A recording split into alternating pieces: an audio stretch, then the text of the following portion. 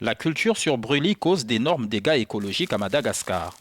Au total, 93 266 hectares de forêt sont partis en fumée depuis le début de l'année, selon le ministère de l'Environnement, dans ce pays qui était pourtant classé au 2e rang au niveau mondial pour sa biodiversité.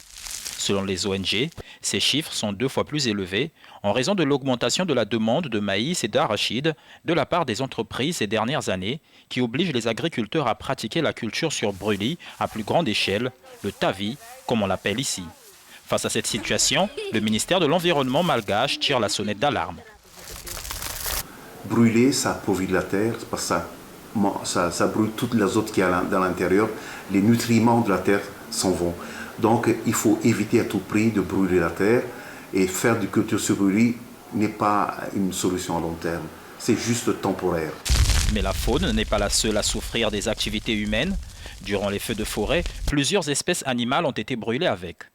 Depuis quelques années, des projets de conservation ont été mis en place par les autorités, mais des milliers de migrants climatiques fuient également la sécheresse qui sévit dans le sud du pays et défriche des zones protégées pour cultiver. Il y a beaucoup de migration maintenant, jusque dans les aires protégées, et les aires protégées deviennent une destination, on va dire, privilégiée, parce que c'est là qu'il reste des bonnes terres, des ressources. Pour sauver l'environnement, les ressources naturelles à Madagascar, il faut savoir sanctionner. Parce que jusqu'à maintenant, on n'arrive pas à sanctionner les contrevenants, surtout les grands.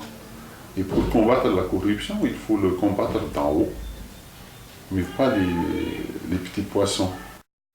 La destruction massive de la faune à Madagascar rappelle la sulfureuse question des flammes de l'Amazonie, une situation qui inquiète de plus en plus les défenseurs de l'environnement du fait de ses conséquences sur le climat, notamment le dérèglement des pluies, car moins il y a d'arbres, moins il y a de pluie. De plus, ces feux de forêt laissent s'échapper le dioxyde de carbone qui contribue lourdement au réchauffement climatique, sans compter ces nuages noirs et toxiques qui menacent la santé des populations environnantes.